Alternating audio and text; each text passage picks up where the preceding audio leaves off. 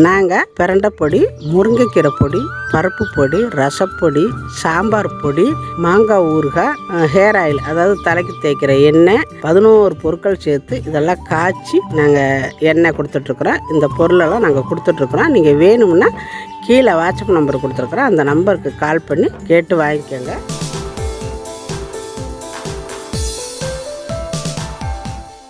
எல்லாருக்கும் வணக்கம். இன்னைக்கு நம்ம வீடியோவில் என்ன பார்க்க போறோம்னா, நம்ம சாம்பார் பொடி தான் இன்னைக்கு அரைக்க போறோம். நிறைய பேர் சாம்பார் பொடி கொடுங்கன்னு கேட்டிருக்கிறீங்க. ரெண்டாவது நான் ஏற்கனவே சாம்பார் பொடி எப்படி அரைக்கிறதுன்னு நான் வீடியோ போட்டிருக்கிறேன்.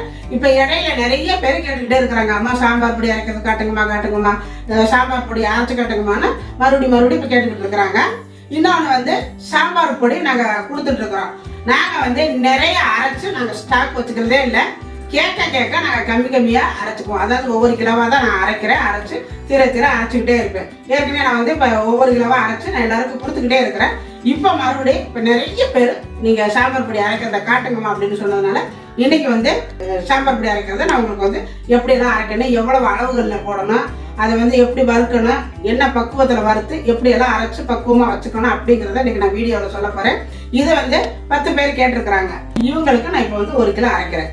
அரைச்சி கொடுத்துட்டு ரெண்டாவது கேட்குறவங்களுக்கு மறுபடியும் நான் அரைச்சி கொடுப்பேன். நிறைய நான் அரைச்சி ஸ்டாக் வச்சுக்கிறதே கிடையாது. எல்லா பொடியுமே சரி, முருங்கைக்கீரை பொடி, பிரண்டை பொடி, சக்கரை பவுடரு கண்ட்ரோலில், அதே மாதிரி ஆயில் கம்மியாக தான் நான் ஒரு 5 லிட்டருக்குள்ளே தான் நான் காய்ச்சுவேன். 5 லிட்டர் 6 லிட்டருக்குள்ளே தான் காய்ச்சுவேன். அது காய்ச்சின உடனே அந்த ஒரே வாரத்தில் அது முடிஞ்சு போயிடும். மறுபடியும் அப்புறம் 5 லிட்டர் காய்ச்சணும். இந்த மாதிரி தான் நான் காய்ச்சி ஃப்ரெஷ்ஷாகவே கொடுத்துட்ருக்குறேன். பழசு யாருக்குமே கொடுக்குற அளவுக்கு என்கிட்ட பழசு ஸ்டாக்கே இல்லை, புதுசாகவே கொடுத்துட்ருக்குறேன். சர்க்கரை பொடி, அதாவது 500 சர்க்கரை இருந்தாலும் இந்த சர்க்கரை பொடியை நீங்கள் சாப்பிட்டீங்கன்னா கண்டிப்பாக 100க்கு 100 கண்ட்ரோலுக்கு வந்துடும். 2 நேரமும் சாப்பிடணும். சுடு தண்ணிக்குள்ள போட்டு வெறும் வயிற்றுல சாப்பிடணும். அப்படி சாப்பிட்டு இருந்தீங்கன்னா அந்த சர்க்கரை பவுடரு உங்களுக்கு கண்டினியூவாக குறைஞ்சிடும் சர்க்கரை. அதே மாதிரி ஹேர் வாஷ் பவுடரு அதுவும் நாங்கள் அரைச்சி கொடுத்துட்ருக்குறோம். எல்லாமே பாருங்கள் தீர நாங்கள் பறித்து கொண்டுட்டு அரைச்சி கொண்டுட்டு வந்தோம்னா கரெக்டாக 1 வாரம் தான் வருது. எல்லாமே 1 வாரத்துக்குள்ள எல்லாம் தீர்ந்துருது. மறுபடியும் போய் அரைக்கணும், மறுபடியும் போடணும். எனக்கு இதுலேயே வேலை சரியாக போயிடுது. வீடியோ போடுறது கூட இப்போ டைமே இல்லை. ஏன்னா வாரம் நான் செய்கிறதுனால எனக்கு கஷ்டமாக இருந்தாலும் நான் கஷ்டத்தை பார்க்காம உங்களுக்காக நான் எல்லாமே வாரத்தில் ஒருக்கா எல்லாமே ரெடி பண்ணி நான் கொடுத்துட்ருக்குறேன். அதாவது கேட்குறவங்களுக்கு நம்ம நல்லதாக கொடுக்கணும். அதுதான் என்னுடைய கொள்கை. இந்நேரம் மட்டும் நம்ம அப்படி தான் கொடுத்துட்ருக்குறேன். வாங்கினவங்களாம் என்ன மலேசியா, சிங்கப்பூர், ஹைதராபாத்து, அதுன்னா ஸ்ரீலங்காவில் இருந்தெல்லாம் கேட்டு வாங்கிட்டு இருக்கிறாங்க. வாங்கினவங்களே திரும்ப வாங்கிட்டு இருக்கிறாங்க. நாங்கள் எல்லாரும் கொடுத்துட்ருக்குறோம். யாருமே எந்த குறைபாடும் சொன்னதில்லை. இப்போ சாம்பார் பொடி இப்போ தான் அரைச்சான், ஒரு 10 நாள் கூட இல்லை, அதுக்குள்ளே தீர்ந்து போச்சு. இப்போ மறுபடியும் இப்போ நான் இன்னைக்கு அரைக்க போகிறேன். இதெல்லாம் வேணும்னா நீங்கள் கால் பண்ணி வாங்கிக்கோங்க. 2 நாளையில் உங்களுக்கு கொரியர் மூலியமாக வந்துடும். இப்போ நம்ம இதெல்லாம் எப்படி வறுத்து அரைக்கிறோம் அப்படிங்கிறத பார்க்கலாம். இப்போ நான் வறுக்கிறதுக்கு வடச்சட்டி அடுப்பில் வச்சுருக்கிறேன். ஒன்றா வறுத்துக்கலாம். அதாவது 120 கிராம் எடுத்துருக்கிறேன் துவரம்பருப்பு. இப்போ அதை வறுத்துக்கலாம். இது கை விடாமல் கிளறிக்கணும். இல்லாட்டி அதாவது சட்டியில் ஒட்டி பிடிக்கும் பொழுது கறிடுச்சுன்னா சாம்பார் நல்லா இருக்காது, கருக வடை வரும். அதனால கை விடாமல் அப்படி கிளறிக்கிட்டே இருக்கணும். பாருங்க, துவரம்பருப்பு ரொம்ப மொறுமொறுன்னு இருக்கக்கூடாது. ஓரளவு அந்த வாசம் வந்தால் போதும். இப்போ இதை எடுத்து ஒரு பாத்திரத்துக்கு மாற்றிக்கலாம். இப்போ கடலைப்பருப்பு 100 கிராம் எடுத்துருக்கிறேன். வெளியே எடுத்துக்கலாம். இந்த கடலைப்பருப்பு நம்ம போடுறதுனால நல்ல வாசமாக இருக்கும். ரெண்டாவது கொஞ்சம் கெட்டி கிடைக்கும். அதனால தான் நம்ம கடலைப்பருப்பு சேர்த்துக்கிறோம். துவரம்பருப்பு நம்ம சாம்பாருக்கு அதுவும் நல்ல வாசத்தை கொடுக்கும். கடலைப்பருப்பு மட்டும் கொஞ்சம் வறுக்க நேரம் ஆகும். அதனால் பொறுமையாக வறுத்துக்கோங்க. பாருங்க, இப்போ நல்லா மணம் வர்ற அளவுக்கு வறுத்து வச்சு அந்த கலர் மாறி வந்துருக்குது. இப்போ அதை இறக்கி வேறு ஒரு பாத்திரத்துக்கு மாற்றிக்கலாம். உளுந்தம்பருப்பு 100 கிராம் எடுத்துருக்கிறேன். இந்த மாதிரி நீங்கள் உளுந்தம்பருப்பு சில பேர் சேர்க்க மாட்டாங்க. நீங்கள் உளுந்தம்பருப்பு சேர்த்து செஞ்சு பாருங்கள், அவ்வளோ நல்லா டேஸ்ட்டாக வாசமாக இருக்கும். உளுந்தம்பருப்பை மட்டும் நல்லா வறுத்துருங்க. ஏன்னா அரையும் குறையுமா வறுத்து போட்டீங்கன்னா வலுவலுப்பு தன்மை இருக்கும், டேஸ்ட்டாக இருக்காது. அதனால நல்லா மொறுன்னு வரணும். அப்போ தான் அந்த சாம்பாரும் நல்லா வாசமாக இருக்கும். அதனால் இந்த மாதிரி பாருங்க, நல்லா கலர் மாறி எவ்வளோ நல்லா வறுபட்டுருக்கு பாருங்கள். இந்த மாதிரி நல்லா ஃபுல்லாக எல்லாமே வறுபட்டுறணும். இப்போ போயிட்டு வேறு ஒரு பாத்திரத்துக்கு மாற்றிக்கலாம். வெந்தயம் 70 கிராம் எடுத்துருக்கிறேன். இதையும் நல்லா வந்து பொரிய வறுத்துடணும். ஏன்னா கசப்பு தன்மை இருக்கும். இதை வந்து நல்லா பொரிய வறுத்துடணும். அப்போ தான் அந்த சாம்பார் நல்லா வாசமாக இருக்கும். வெந்தயத்தை நல்லா ரோஸ்ட்டாக வறுத்துடணும். நல்லா கடுகு பொரியணும். பாருங்கள் பொரியுது. இந்த மாதிரி பொரியணும். அப்போ தான் சாம்பாரில் நல்ல வாசம் டேஸ்ட்டாக இருக்கும். இப்போ தூக்கி வேறு பாத்திரத்துக்கு மாற்றிக்கலாம். பச்சரிசி 100 கிராம் எடுத்துருக்கிறேன். இப்போ அதையும் எடுத்துக்கலாம். இது வந்து ரொம்ப பொரிய வறுக்கணுங்கிறது இல்லை, முக்கால்வாசி வறுவட்டால் போதும். அது ஒரு வெள்ளை கலர் வந்தால் போதும். இப்போ இதையும் ஒரு பாத்திரத்துக்கு மாற்றிடலாம். இதில் வந்து சீரகம் தான் மெயினாக. இவங்க தான் அந்த சாம்பாரை நல்லா தூக்கலாக கொடுக்குறவங்க. 150 கிராம் நான் எடுத்துருக்கிறேன் இந்த சீரகம். இதையும் லைட்டாக வறுத்தா போதும், ரொம்ப வறுக்கக்கூடாது. நம்ம எடுத்த பொருளில் இதுதான் கூட. சீரகத்தை ரொம்ப வறுத்துறாதீங்க, ஓரளவு, அதாவது 1/4 வறுப்பு வறுத்தா போதும். இப்போ வறுபட்டது. இது தூக்கி வேறு பாத்திரத்துக்கு மாற்றிக்கலாம். குருமிளகு 50 கிராம் எடுத்துருக்குறேன். ஓரளவு வறுக்கணும், ரொம்ப வறுத்துடக்கூடாது. லைட்டாக வறுபட்டால் போதும். இப்போ நம்ம அதை வந்து இறக்கி வேறு பாத்திரத்துக்கு மாற்றிக்கலாம். சீரகம் எப்படியே அந்த சாம்பாருக்கு தலைவரும், அதே மாதிரி பெருங்காயமும் இந்த சாம்பாருக்கு வந்து ரொம்ப இவங்க தான் ரொம்ப தலைவர். அதுக்கெல்லாம் கூட அடுத்த ஒரு கட்டத்தில் இருக்கிறவங்க இவங்க தான் சாம்பார் வந்து நல்ல மனமாக ருசியாக நல்லா மணத்தை கொடுக்குறது இவங்க தான். இந்த பெருங்காயத்தையும் நல்லா வறுத்துக்கலாம். 50 கிராம் பெருங்காயம் எடுத்துக்கிறேன். இந்த பெருங்காயம் வறுக்கையில் கொஞ்சம் போல் எண்ணெய் விட்டு வருங்க. நல்லா வறுவடும் சீக்கிரம். அதாவது நான் விளக்கெண்ணெய் விடுங்க, வேறு எண்ணெய் எதுவும் வேண்டாம். இந்த மாதிரி விளக்கெண்ணெய் விட்டு வறுத்துக்கோங்க. பாருங்க இப்போ எண்ணெய் எப்படி நல்லா இந்த மாதிரி எண்ணெய் விட்டால் சீக்கிரம் வறுபடும். பாருங்கள் இந்த அளவுக்கு நல்லா வறுபட்டதும் வேறு ஒரு தட்டுக்கு எடுத்துக்கலாம். நம்ம அதே தட்டை கூட எடுத்து போட்டுக்கலாம். இப்போ இந்த கொஞ்சம் போல் எண்ணெய் அந்த சட்டியில் ஒட்டி இருக்கு பார்த்தீங்களா, இதில் இந்த கருவேப்பிலையை சேர்த்து வறுத்துக்கணும். அப்போ தான் அந்த கருவேப்பிலை நல்லா வாசமாக மணமாக ருசியாக இருக்கும்.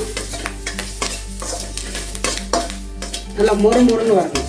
அது எண்ணெய் விட்டு வறுத்தோம்னா நல்லா மொறுமொறுப்பாக வரும். நல்லா இருக்குது டேஸ்ட்டாக சாம்பார்.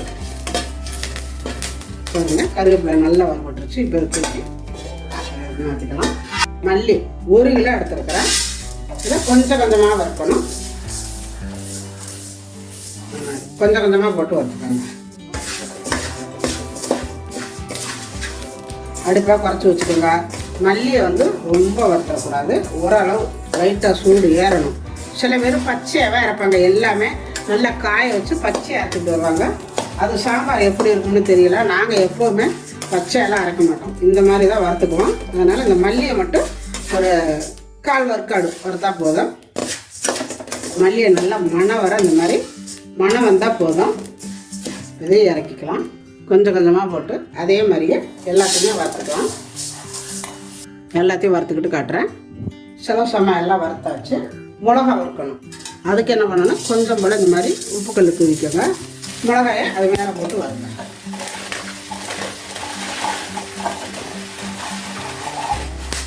எதுக்கு அப்படின்னு கேட்டிங்கன்னா, இந்த உப்பு கல் கீழே இருக்கும், மிளகா வந்து மேலே நிற்கும், காற்றடிக்காது. இல்லைன்னா மிளகா வறுத்துட்டா இருக்க முடியாது. வீட்டுக்குள்ள அக்கம் பக்கத்துலலாம் இருக்க முடியாது. குழந்தைங்க வறுத்துட்டு இருக்கிறவங்க வீட்டிலலாம் சத்தம் போடுவாங்க, ஏன்னா இவ்வளோ காற்று வந்து. மிளகாய் உப்பை போட்டுட்டிங்கன்னா அது கீழே இருக்கும். மிளகாய் வந்து நல்லா அப்படியே நேர்ந்து கலந்து வருபடும். இல்லாட்டி சட்டியில் ஒட்டி பிடிக்கும் பொழுது அது ஒட்டி பிடிச்சாடா கறி போயிடும், மேலே கருகாமல் இருக்கும். இது வந்து அப்படியே ஒரே மாதிரி இருக்கும். அதனால் இந்த மாதிரி போட்டுக்கோங்க. இன்னொன்று வந்து நம்ம மிளகாத்தூள் அரைக்கும் பொழுது கொஞ்சம் போல் உப்பு போட்டு அரைச்சிங்கன்னா ரொம்ப நல்லது, டேஸ்ட்டாக இருக்கும் சாம்பார். அதனால் இந்த மாதிரி நீங்கள் அரைக்கும் பொழுது ஒட்டுக்க போட்டாமல் கொஞ்சம் கொஞ்சமாக போட்டு இதில் வறுத்துக்கோங்க. உப்பு நல்லா சடசடன்னு பொரிவிடுவாங்க. அவ்வளோதான். தூக்கி வேறு பாத்திரத்துக்கு மாற்றிக்கலாம். அதே மாதிரியே நீங்கள் ஒவ்வொரு தடவையும் மிளகா வறுக்கும் பொழுது இந்த மாதிரி கொஞ்சம் கொஞ்சமாக போடுங்க, நிறைய போட்டுறாதீங்க, அப்புறம் உப்பு கூட போயிடும். அதுக்கு அளவாக தான் போட்டுக்கணும். நான் வந்து 1 கிலோ மிளகா 1 கிலோ மல்லி, இந்த 1 கிலோ மிளகா 1 கிலோ மல்லிக்கு தான் நான் இத்தனை செலவு சம நான் வந்து உங்களுக்கு கணக்கு சொல்லியிருக்கிறேன். இதே கணக்கில் நீங்கள் அரைச்சி பாருங்கள், நல்லாயிருக்கும் சாம்பார். இப்போ நம்ம எல்லாமே வறுத்தாச்சு. இது வந்து காஷ்மீர் மிளகா, இது வந்து வறுக்க வேண்டாம், கலருக்காக இந்த அளவு நான் போடுறேன். இதை நான் வறுக்கலை, அப்படியே தான் போடுறேன். பாருங்கள் எல்லாமே நம்ம வறுத்து வச்சுருக்குறோம். இப்போ இதை கொண்டு போய் நல்லா காய வைக்கணும். ஒரு 2 மணி நேரம் காயணும். காய்ஞ்சதுக்கப்புறம் தான் அரைக்கணும். இப்போ கொண்டு மாடியில் நம்ம காய வச்சுக்கலாம்.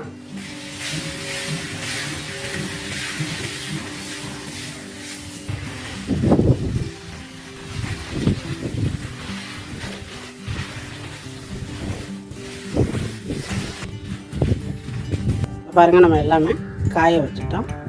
இது வந்து 2 மணி நேரத்துக்கு மேலே காயணும். நல்ல வெயில் அடிக்குது, அதனால் 2 மணி நேரம் காய்ஞ்சா போதும். இது காயட்டும். 50 கிராமும் மஞ்சள் பாருங்கள், விரலி மஞ்சள் எடுத்து 1-2 உடச்சி வச்சுருக்கிறேன். கவருக்குள்ள போட்டு உடச்சா தான் உடவிடும். இதையும் சேர்த்து காய போட்டுக்கிறேன். பாருங்கள், நல்லா காய்ஞ்சிச்சு. ஒரு மல்லி அரைச்சிக்கலாம். பாருங்கள், நல்லா காய்ஞ்சிட்டா இப்படி உடையுது பாருங்கள். இந்த மாதிரி உடையணும். நல்லா இப்படி நம்ம உடச்சி பார்த்தோம்னா சடக்குன்னு உடையணும். இந்த மாதிரி இப்போ இதை அள்ளி நம்ம அரைச்சிக்கலாம். இப்போ பாருங்கள், எல்லாம் அள்ளியாச்சு. இப்போ அரைச்சிக்கிட்டு வந்துடுவோம். இப்போ பாருங்கள், நம்ம அரைச்சி கொண்டுட்டு வந்தாச்சு. பக்கெட்டில் பிடிக்காமல் கவர்லேயே பிடிச்சிட்டு வந்துட்டோம். இப்போ இதை வந்து கொட்டி ஆற வைக்கணும். நல்லா ஆறணும். நல்லா இந்த மாதிரி கொட்டி ரொம்ப நேரம் இந்த சூடு போக ஆற வச்சுக்கணும். பாருங்கள், நான் 2 பாத்திரத்தில் போட்டு ஆற வச்சோம். நல்லா சூடாக இருக்குது. நல்லா ஆற வச்சு நம்ம எடுத்து வச்சுக்கிட்டோம்னா இது வந்து 6 மாதத்துக்கு கெடாது. அதாவது வண்டு பூச்சி வந்துடும் அப்படின்னு நினச்சிங்கன்னா ஒரு துணியில் 2 ஏலக்காய் 4-5 கிராம்பு எடுத்து ஒரு மூட்டை கட்டி இந்த இதுக்குள்ள போட்டிங்கன்னா வண்டு வராது.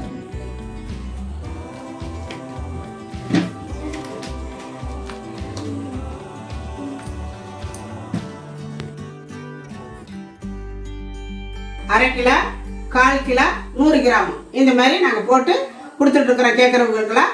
இப்போ வந்து நாங்கள் பார்சல் பண்ணிகிட்ருக்குறோம். உங்களுக்கு வேணும்னா இந்த கீழே இருக்கிற நம்பருக்கு கால் பண்ணி கேட்டு வாங்கிக்கோங்க.